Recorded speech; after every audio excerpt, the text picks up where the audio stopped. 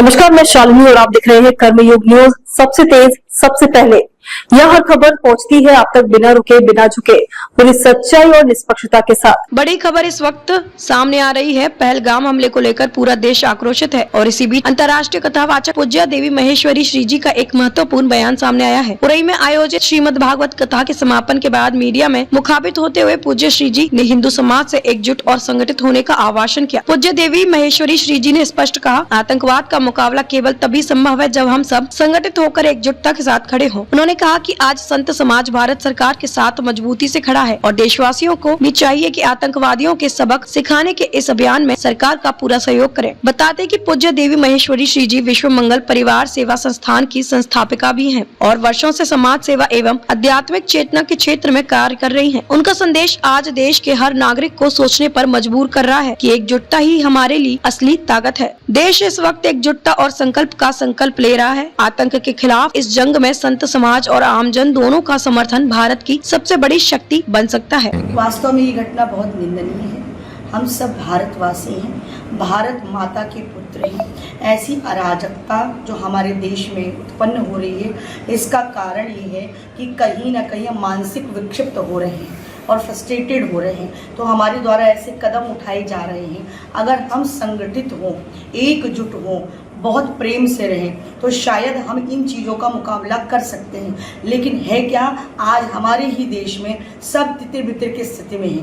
एक संगठन में नहीं, एक समूह में नहीं, एक एकत्रीकरण नहीं है, एकीकृत की भावना नहीं है। इसी कारण बार बार हमारे ऊपर आक्रमण होता है और ये बहुत निंदनीय है। भारत सरकार इसके लिए जो भी कदम उठाएगी उसमें हम सभी जो भी सनातन का कार्य कर रहे हैं, धर्म का कार्य कर रहे हैं, धर्म क्षेत्र से जुड़े हुए लोग हैं, वे भी भारत सरकार का सहयोग करें। और बहुत ही निंदनीय और इनसे वास्तव में बदला लेना चाहिए। ये बहुत ज़रूरी है, टिट फॉर टैट। और इनको ये दिखाना चाहिए कि हम किसी से कम नहीं हैं। सभी सनातनियों के एकजुट न होने का क्या कारण है? क्यों सारे सनातनी एकजुट नहीं होते? सभी सनातनी, देखिए सनातन है क्या? सनातन सत्य है, सनातन आदि है, सनातन ही मध्य है और सनातन ही अंत है। वास्तव में विचारधारा लक्ष्य सबके एक है, लेकिन जब हम अपने को ही फोकस करने लगते हैं कि हम इस पद पे, हम ये, हम वो, तो हम ये भूल जाते हैं कि परब्रह्म परमेश्वर की हम एक संतान हैं। हमारी कथा हो चाहे किसी और की कथा हो, वो कथा बोलने आएंगे तो वो भी राम की बोलने आएंगे, हम बोलने आएंगे तो हो सकता है हम भी राम की बोलने आए। तो राम जी जब एक हैं तो हम अलग नहीं हैं। लेकिन ये जो वास्तव में पद प्रतिष्ठा मान वैभव का खेल है कि हम ये हम वो, इस कारण से विखंडन है। कथा में एकीकृत भावना है, कथा का ठाकुर एक है, लेकिन इन्होंने अपने को अलग कर रखा है। युवाओं को धर्म या धार्मिक आयोजनों से जोड़ने के लिए क्या संदेश देना चाहेंगे? युवाओं को जोड़ना चाहिए और खासकर श्रीधाम वृंदावन से, क्योंकि श्रीधाम वृंदावन में जैसा आजकल का युवा चाहता है कि हमें कोई रोके नहीं, कोई टोके नहीं, हम ऐसा करें, हम वैसा करें। कभी माँ रोकती, कभी बाप रोकता, कभी कोई रोकता, कभी किसी चीज़ के लिए, तो वो पैनिक हो जाते हैं, इरिटेट। तो ऐसे में युवाओं को सबसे पहले समझना चाहिए कि वो चाहते क्या हैं।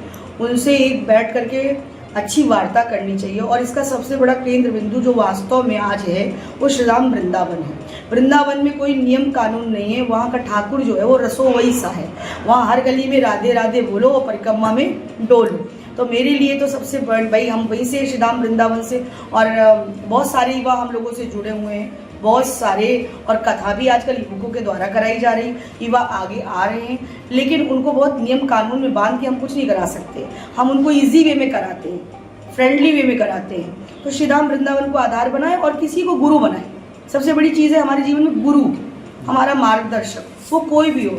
युवाओं को आवश्यकता एक अच्छी राय की है, एक अच्छे सजेशन की है। तो फिर युवा तो बहुत बड़ी एनर्जी है, भारत की नींव की ईंट है युवा, और युवाओं से ही सब कुछ संभव है।